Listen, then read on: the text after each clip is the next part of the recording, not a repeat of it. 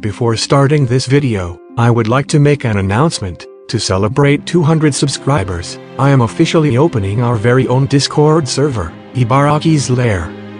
Link in the description. Come meet me and discuss gameplay together. With that out of the way, welcome, Master of Chaldea, to today's episode of Chaldea Guidebook, a series where we'll be discussing how to make the most out of each servant. The servant featured today is William Shakespeare, a favorite of low-rarity specialists everywhere. Many people dislike his third ascension, but I personally love its flamboyant design and vibrant colors. Shakespeare is a lot like his characters, flashy, multifaceted, and often dies. But most importantly, he's good. He can be a farming support, a good support, or even flex as a secondary farming DPS. For those who don't know, good supports are servants who use taunt CEs in order to die immediately after using their skills. More on that later. Shakespeare's signature skill is also his first. 40% AoE buster up for one turn is honestly a bit underwhelming when compared to similar skills, but the rest of his kit makes up for it. His third skill is a strong piece of utility. 20% targeted battery is a rare effect, and a very versatile one. The 100% star generation up buff shouldn't be underestimated in the context of a challenge quest, as the buffed servant will be generating 1 star per hit on top of what they already produce. As you know, I always skip skills or passives that are irrelevant to the servant's main playstyle, but Shakespeare's second skill actually has its uses, namely buying a turn in good setups. This serves the double purpose of protecting his team and making it so you can be more lenient with his timing. His noble phantasm just adds even more versatility to his kit. An upgraded AoE buster NP means that if an enemy wave is particularly weak or made of assassins and berserkers, he can clear them on his own. Keep in mind that if your main DPS only needs the battery or the damage, you can use the other skill on Shakespeare himself. After looking at his kit, it becomes obvious that for Shakespeare, versatility is the name of the game. In farming, he is better paired with servants with 20% AoE batteries, as he can provide the last 10% to a 20% charger, or with 10% battery mystic codes to give a full 50% to either a servant with no battery or a 50% battery of their own. Even with 30% chargers, you can give 70% to them if you give them waivers full charge, or 80% with the aforementioned MCs. His buster buff soft locks him with buster servants, but he can always use it on his own NP. While his NP damage is nothing to write home about, a good CE will make it hit hard enough for most second waves if you have class advantage. As for his role as a good support, his utility is pretty obvious. Charge someone's NP, buff the buster DPS, and leave the field. That can also be achieved through the use of plug suit, but taunt CEs make this strategy much more versatile and reliable.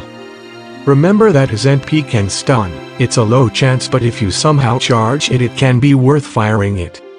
His weaknesses are exactly what you might expect from a jack of all trades. His buff is strong, but it could be 50%. His battery is strong, but it could be 30%, or AoE. And he can clear waves, but his NP damage is lacking. As for his competition, every good support does their own thing for the most part, but it's worth mentioning Merlin. He provides very similar utility to Shakespeare, invulnerability and star generation included, with bigger damage buffs. However, I would say that he is outclassed as a good support because of his very high party cost as well as very high HP, which can be a drawback if you need him to go down fast. However, in farming the situation is different.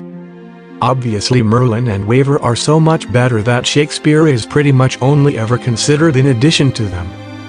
So let's take a step back and meet 3 servants whose farming support playstyles are similar to his own: Attila the San, Helena Blavatsky, and Lanling Wang. Lanling is an art support, so for the most part he does not compete with Shakespeare. However, due to his buff success rate up, he will outperform Shakespeare when supporting Tesla, Cleopatra and Romulus.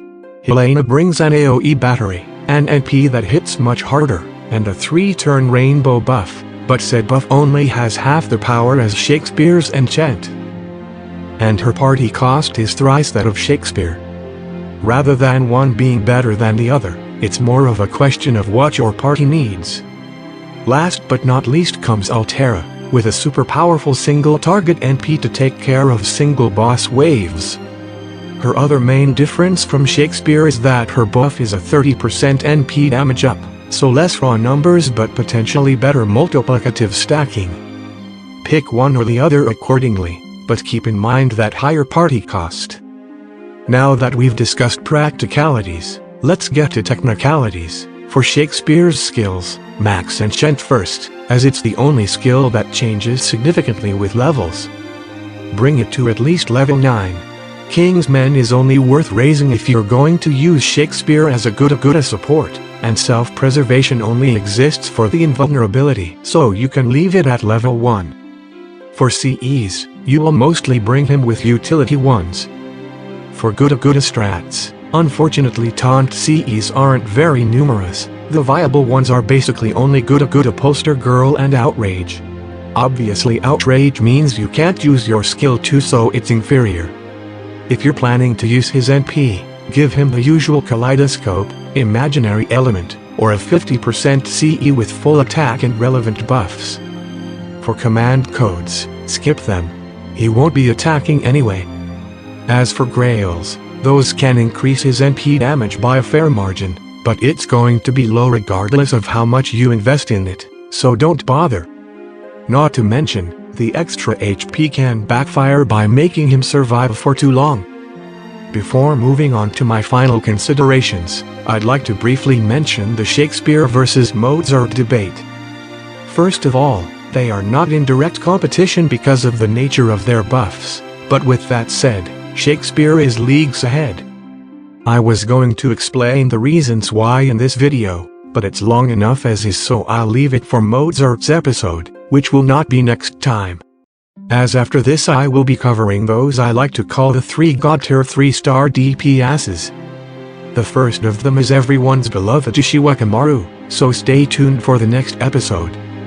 With that said, Shakespeare is a servant that is decent in some fields, and excels in others. Like a great actor, improvising is his specialty, and his kit, like some of his works, is simple on the surface, but full of nuance if you look at it carefully. I love discussing gameplay, so leave your comments below about what you think of Shakespeare, and please tell me who you'd like to see next. And if you liked the video, please like, subscribe and join our Discord server, link in the description. See you next episode.